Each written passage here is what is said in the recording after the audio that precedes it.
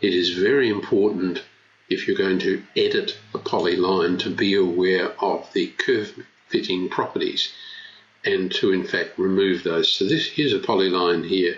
It has 10 control points or 10 vertices, but curve fitting's been applied. If you look in the properties box, fit spline's been applied. What I'm going to do is to turn it back to lines and arcs, and when I do that, I can now, what I'm aiming to do is to create a polyline over what will be a lawned area.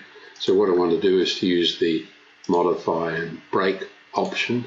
I'm going to break the polyline, so I select it, and I'm going to break it at the intersection of the line there and the curve. So now when I select the polyline, I now have two segments, so I can now join this polyline to the other polyline. I could put curve fitting on at this point. Let's do that. Fit spline, and now we can select and join the two together. Cannot join objects, of course, because curve fitting's been applied. We can decurve it now, go back to lines and arcs, and now I think we'll be able to join them, and we can. So there is our zone that we can now apply a fill to it. So we've now got a lawn area and enclosed space. We could now set the colour of that to say 72, and we'll set the transparency to maybe 50, and we'll say it's going to be filled, and we now have a soft green area indicating the lawn area, and that's one way to indicate a lawned area.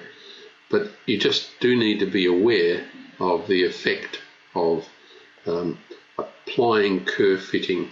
If we pick curve fitting now, of course it's going to apply to the whole of the green area. There's fit curve there, and see how it bulges out.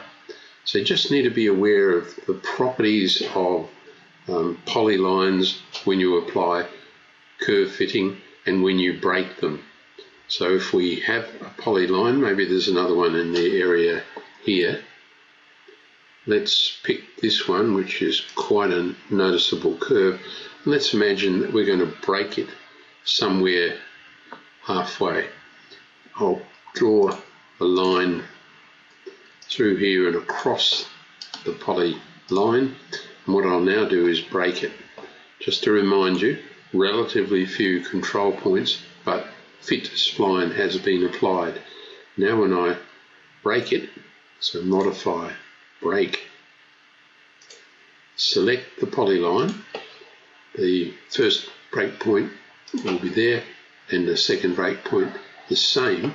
Now when I pick the polylines on either side, and you see the massive number of short, effectively, control points that are put in.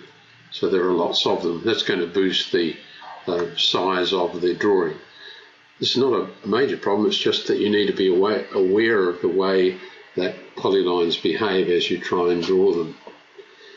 If I were wanting to draw that line area in, there are lots of ways of handling it. You could just do a polyline indicating a small part of the lawn and hatch it with the hatch pattern, and do the same down here and maybe over there.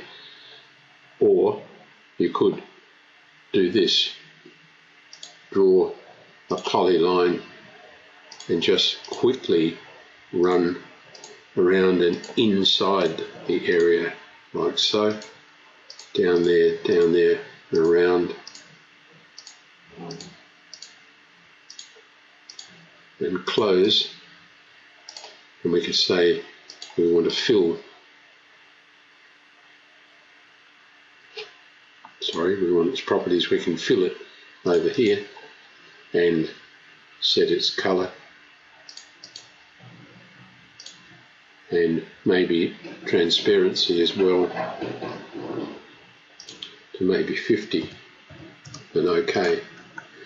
And there it is again. So you leave, in this case we're leaving the polyline around the outside, and even with curve fitting for this segment. So the shape of the boundaries of the lawned area look good, but we just got an indicator of the zone inside that's going to be set to lawn. You could probably even apply curve fitting to that area and it would stay inside the lawned area. So that works reasonably well. It's just being aware of the options or the behaviour, if you like, of polylines as you break them.